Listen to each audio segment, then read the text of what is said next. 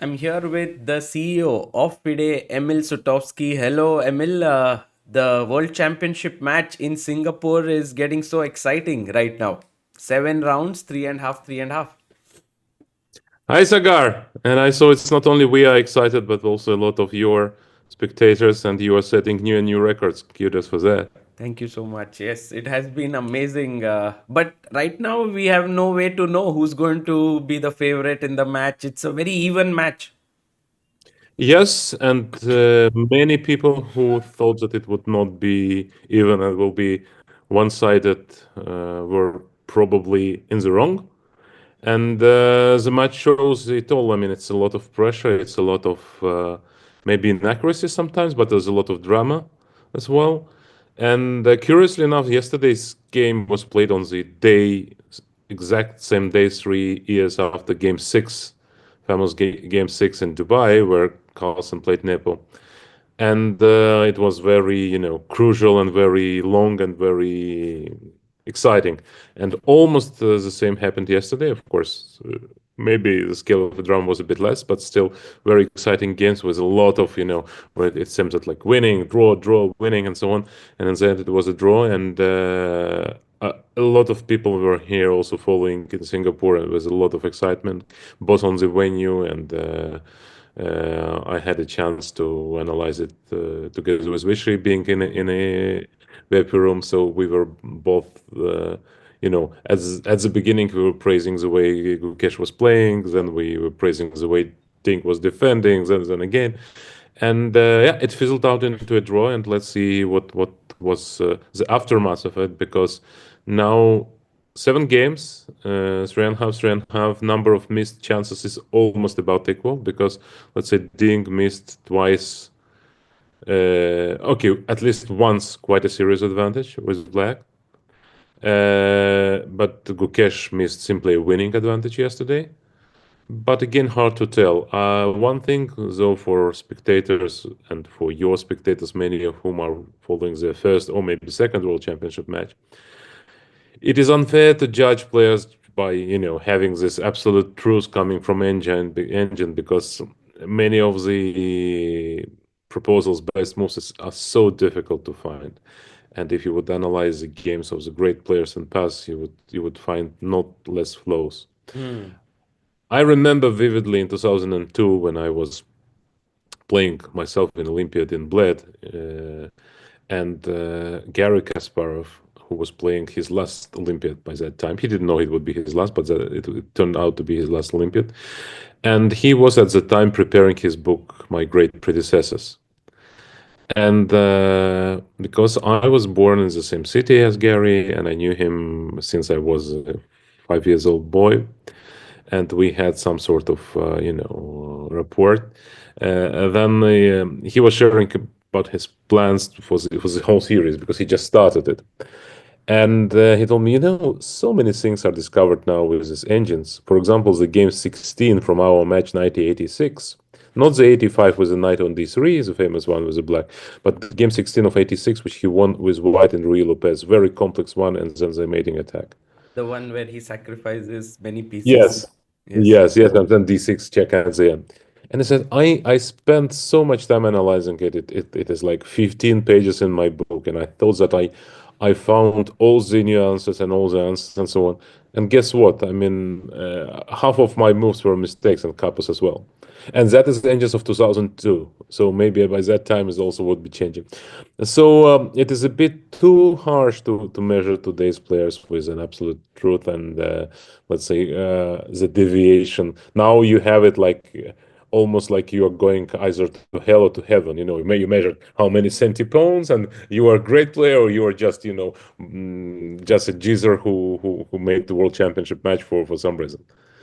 So no, I mean, they're great players, and they're really fighting, and it's going to be exciting till the end. So to this comment, which few of the people have made online, that the level of play is not up to the mark of a world championship, what would be your take on that?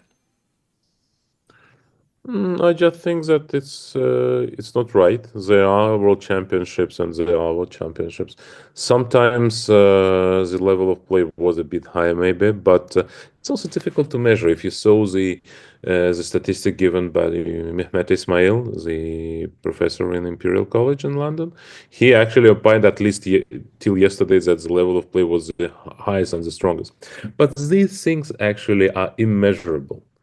Because what is exactly the accuracy? The accuracy in the position which is known is the position can be simple or too difficult.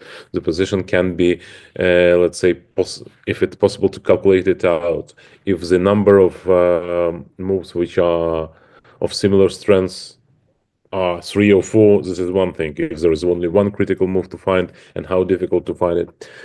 This all can work with the very big numbers when we would proceed the analysis of, I don't know, thousands and thousands of games.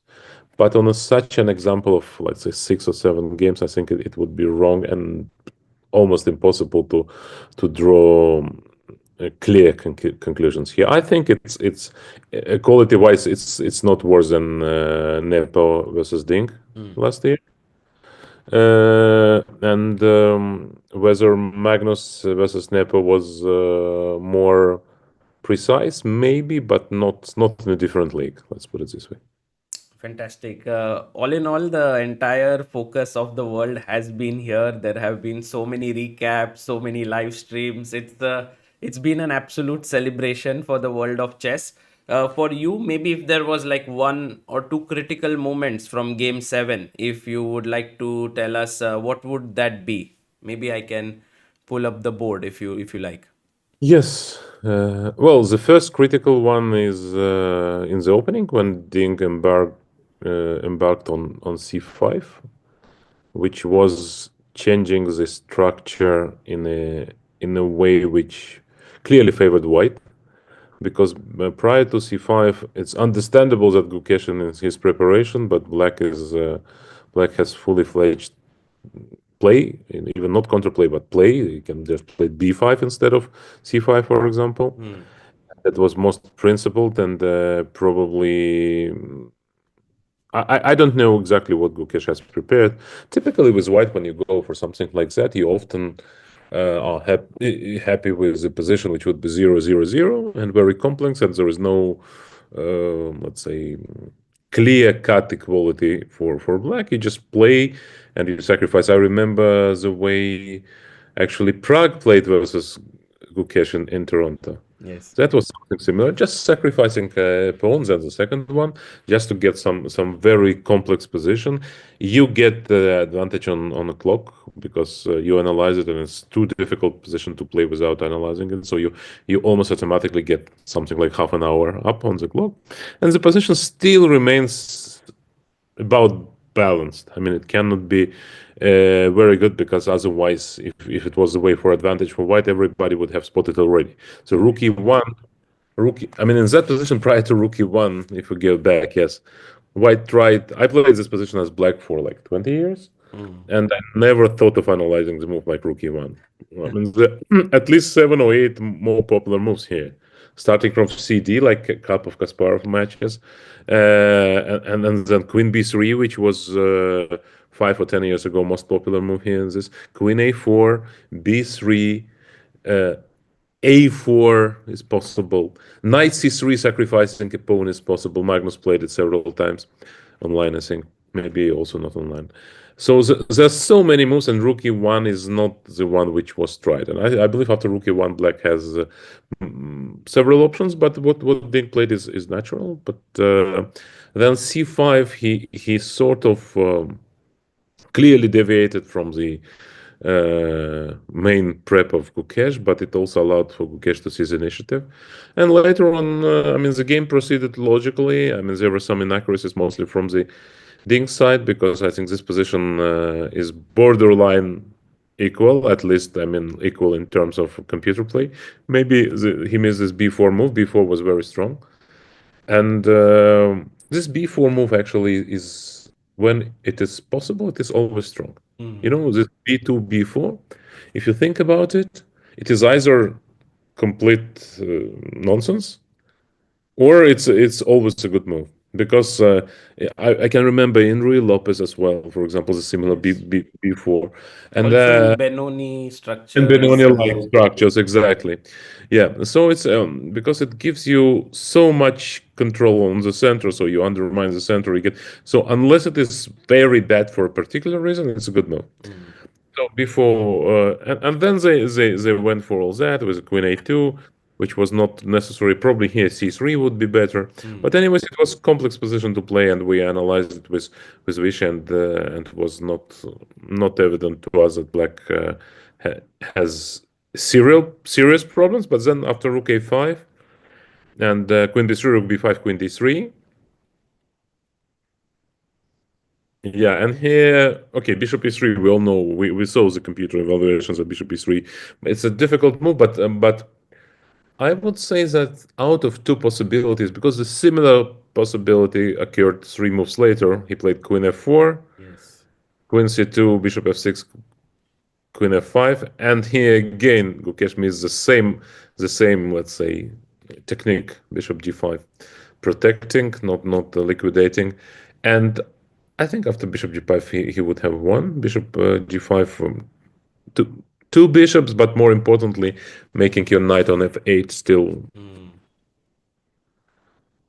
And then later on we saw everything. I mean, it was already a draw, and Ding for some reason didn't want to suffer with his passive defense with a knight on D6. Yeah, this move here, like this. Yeah, Maybe yeah, after King yeah, F6. Mm. yes, Here, Knight C8. And that too, it came on the 40th move, so he made this error. yeah. He made. I mean, it was a difficult choice, but I think it also felt like a wrong choice when I played. But I mean, I would not be very original here, but the most, let's say, puzzling moment for me came when Gukesh played King E1 because I was in the studio commenting on a FIDE broadcast at this position. And I have to say, I didn't consider Bishop E4, which is the first computer line, because Bishop E4, if you incapable to calculate it, it's unclear why is it winning for white. Mm. You don't want to liquidate. You don't really understand how it works. No, okay, here in G4 you understand, but King D4 it's less evident. Ah, okay. Let's say Rook F5, and then you try to think if it's winning or not. If Black can play somewhere something with a rook. Uh, it was possible to calculate it, but the cleanest move, which I thought is the cleanest, is either to go. Yeah, we go back. It's either just to go H4 or the move which I liked. I don't know. I didn't check with an engine, but I believe the simple Bishop E2 would be very strong. But maybe computer doesn't agree with me. But I think uh, there is this F4 move here somehow.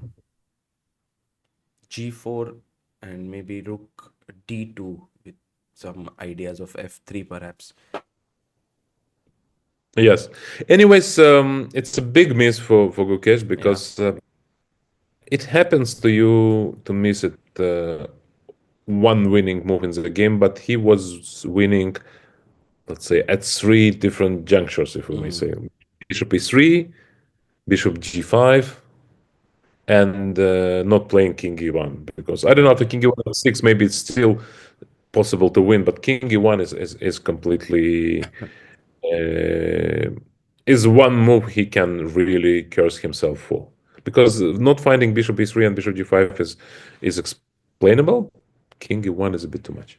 True, true. So very critical game here, and I don't know who it actually benefits here because in the press conference it felt like Ding was upset that he didn't play well. Gukesh was a little bit upset, but he was like, "Oh, I pressed Ding." So all these dynamics of press conference never really exist in too many other events. Here we get to see that, which is I think a integral part of a world championship. Yes, that was exciting to see how players react and respond to that. But the only real measurement of response is to see how they Next are day. feeling today. Yeah, because it's also very difficult. If what Ding gonna do? What is Ding gonna try and leverage on a possibly half sleepless night for Gukesh to try to seize initiative, or he would say, okay, I managed to hold such a difficult position. I need a break now. I play solid game, and only if some chance pops up, I try to win. But otherwise, I'm happy with the draw. Who knows? But it's all very exciting still. I mean, it's what we were looking for. It's a match with a lot of drama, there's a lot of tension, with a lot of forecast and wrong forecast. So it's great. Fantastic. And I also wanted to talk to you a bit about the World Rapid and Blitz tournament because something very nice has been released. The players list is out. And we have it here in front of us. I was amazed to see this list because this is the rapid list. We can also go to the Blitz one here, where you have Magnus, Firuja, Hikaru, Wesley, Caruana, Dubov, Duda, MVL, Nepo, Bortnik, Buzyangzi, Arjun, Levon, Yuyangi, Wei, Prag. What a list! Naroditsky, Neiman, Nodirbek. I think it's like something which the entire world is so excitedly looking forward to. This list is just outstanding. Well, it's simply hands down the strongest ever World Rapid and Blitz we had. Wow.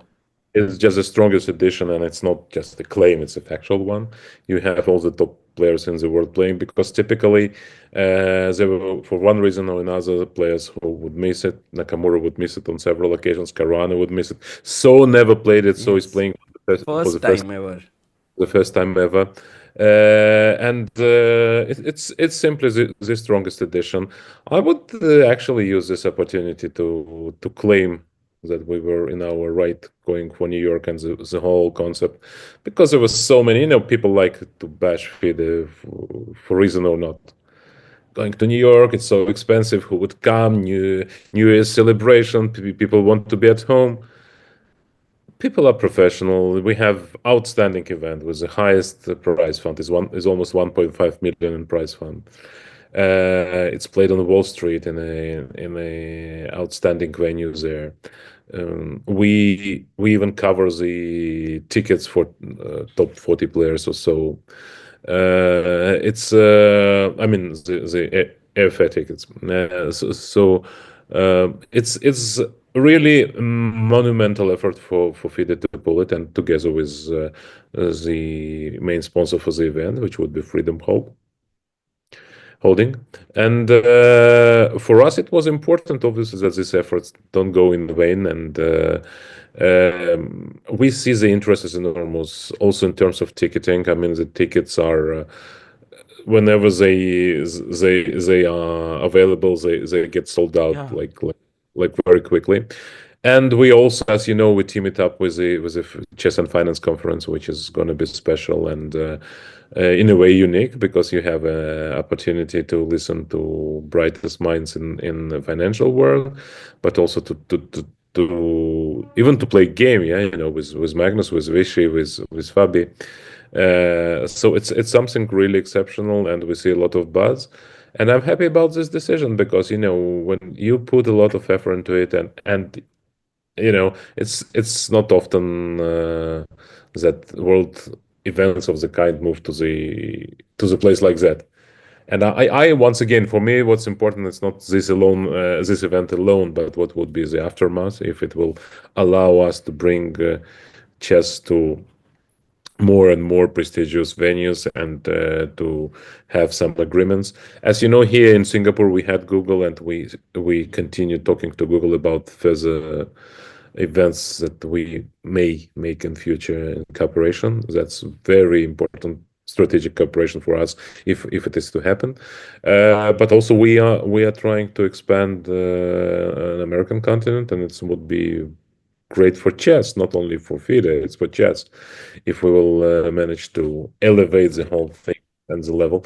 And I feel that this effort was not in vain, and we see the players, we see the interest for the event, and already now I can tell that, let's say, the whole narrative suggests that this would not be the only event in New York we're going to have in Europe. Yeah. Wow. Okay, we'll look forward to which is the next one that'll happen there. I have a couple of more questions. Firstly, I see that Gukesh's name is mentioned here. Maybe it's not confirmed yet. Yeah, 100% that Gukesh. Confirmed, booked the hotel and everything. We Oh, spoke with Gukesh dad. Yes, yes, yes. oh, wow. So that Yes, means irrespective of whether he becomes the world champion or not, he'll play. well, at least that what was told. It was never Okay. conditional. Please register us, but we may drop out. Nothing of the kind.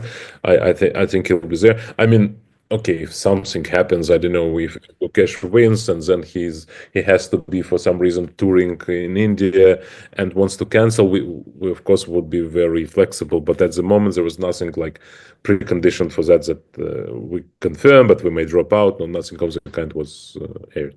That's amazing. And also in the women's list, we see that there's a huge Chinese representation.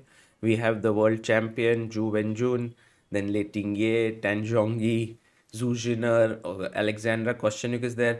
Also, a very, very strong list. I think everyone's playing here. Everyone, everyone, a part of who you find who is not participating in this event for many years, everyone is playing. That's why I say that was a huge effort for us. And you know, the thing is, and I want to be very direct about that FIDE is in a position that we cannot be too aggressively repelling all the attacks on us because we are FIDE and we cannot engage in these battles on Twitter or YouTube channels on Twitch. We cannot attack streamers or, God forbid, players. But sometimes we take hit unnecessarily, I think. And this is another example because I think we really put a lot of effort into that. We'll really put a lot of thought into that to make it an exceptional event.